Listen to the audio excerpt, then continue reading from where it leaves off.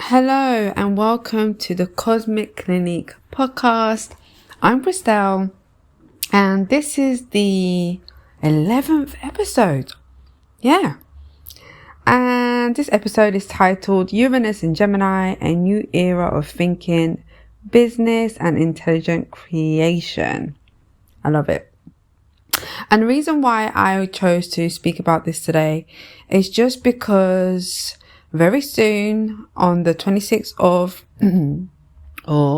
April, I was going to say August, we're not there yet, Uranus enters Gemini and we begin a new era around our thinking. Basically, the consciousness pool is going to shift into a very speedy atmosphere. And I just want to explore the impact of that from a business perspective, a personal perspective, a creator's perspective, and see how we go. But yes, before we begin, I want to start in a slightly different way again. Not by slowing down everything that we're doing immediately, but by bringing our awareness to something very specific. I want us to do that right now. So usually I start off with a bit of a meditation, but actually I want us to focus on how our mind is moving right now, right this moment. And not just whether it's calm or busy, but how it's moving. Is your mind jumping ahead? Is it trying to predict what I'm going to say? Is it already forming connection, ideas, questions? Just observe that for a moment. Because what we are about to talk about today is not just a transit. We're talking about a shift in the way the mind itself operates collectively, right? And you are already participating in that shift, whether you realize it or you don't. So let's begin. Let's talk about it. Uranus is moving into Gemini, and this is a significant transition. So Uranus takes approximately 84 years to move through the entire zodiac, which means it spends around 7 to 8 years in each sign. So when Uranus enters Gemini, we are not talking about a short-term influence. No. We are actually talking about a multi-year shift in how we think, how we communicate, how we learn, and build systems around information. This is a long wave. It's not a trend. It's a long wave. In fact, it's a generational shift. And because Gemini governs the mind, language, communication, and the exchange of information, this is not a subtle change. This is foundational. And historically, Uranus in Gemini has coincided with major shifts in communication, technology, and the way information moves through society. So let's not be surprised when we get another, element of those things surface into our world. And if we think about where we already are, it does make sense, right? With all the technology emerging and everything like that. So we are already living in an environment where attention is fragmented, information is consistent, and the speed of thought, or at least the speed of content, it is accelerating. And Uranus in Gemini will amplify that. Yes, ma'am. Because it also changes the structure of thinking. We move further away from a linear thinking into something more networked, more associative, more fluid. And for founders and creators, this has very real implications. Because business is no longer just about having a good idea. It's about how quickly you can translate that idea into something communicable. How clearly you can express it. How well you can adapt it. And how effectively you can hold attention in an environment that is consistently shifting. So in many ways, we are moving into a period where cognitive agility becomes a key advantage. But, and this is very important to bear in mind, not everyone will experience this in the same way. Some of us will thrive in this energy and do just amazing, whilst others will feel destabilized by it. And this is where we need to be honest and practical.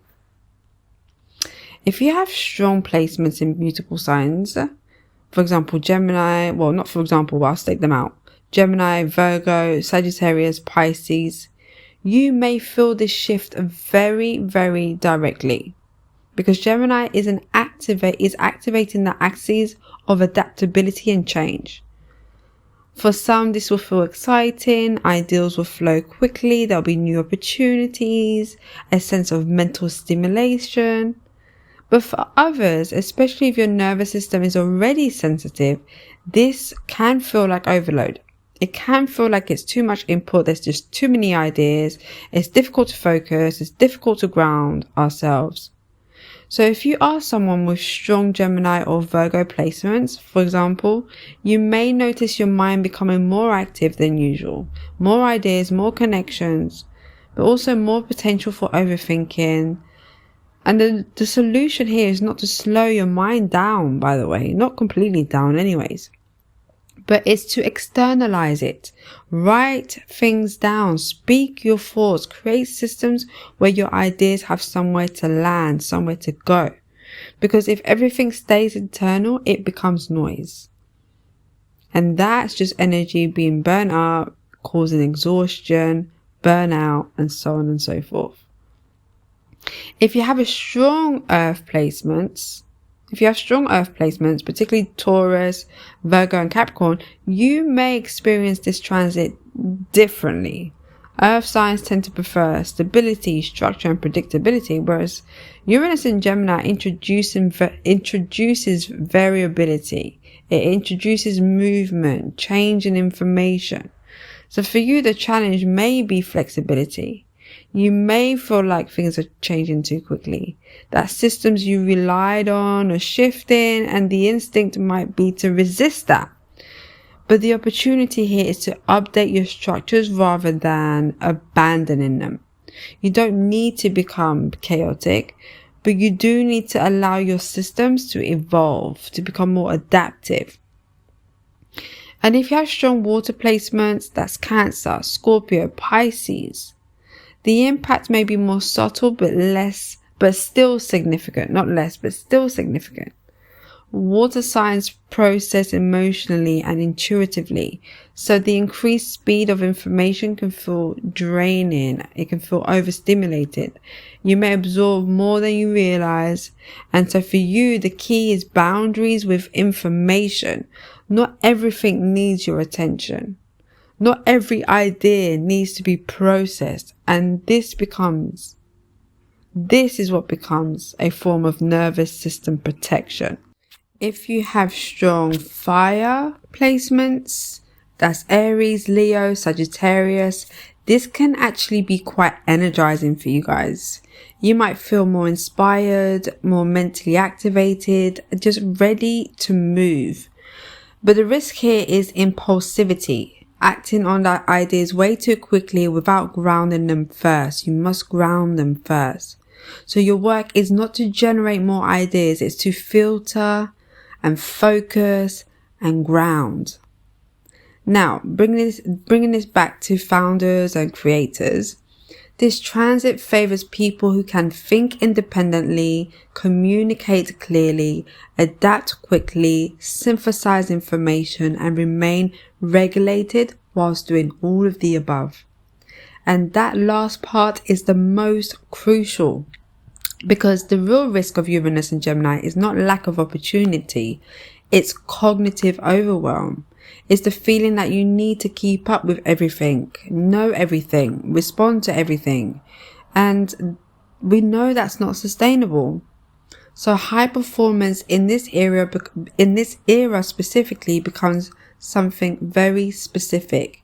It becomes the ability to filter, focus, and communicate clearly under conditions of high information flow. And that is not just an intellectual skill. It is a nervous system skill. It requires you to know when to engage and when to step back. It requires you to know when to receive input, and when to create. It also requires you to know when to think and when to just stop thinking. So if you are listening to this as a founder, a creator, or someone who is trying to build something meaningful, I want to offer something practical. That you do not need to match the speed of the environment. You actually need to understand your position within it. You need to understand your position within it, okay? You need to know, 1, how your mind processes, 2, how much input you can handle, 3, how you best translate ideas, and 4, what pace actually works for you. Because the people who will thrive in this era are not the ones who consume the most information. They are the ones who process the clearest, the cleanest, the simplest. Yeah? So before we close, I want to leave you with something to sit with. As the world becomes faster, more connected, and more mentally active, what would it look like for you to become more selective? Not slower, but more precise, more intentional with what you take in, more intentional with what you create, and more aware of how your mind actually works. Because this next phase is not just about thinking more, it's about thinking differently. And on that note, I'll speak to you again in the next episode. I'm Christelle. Take care.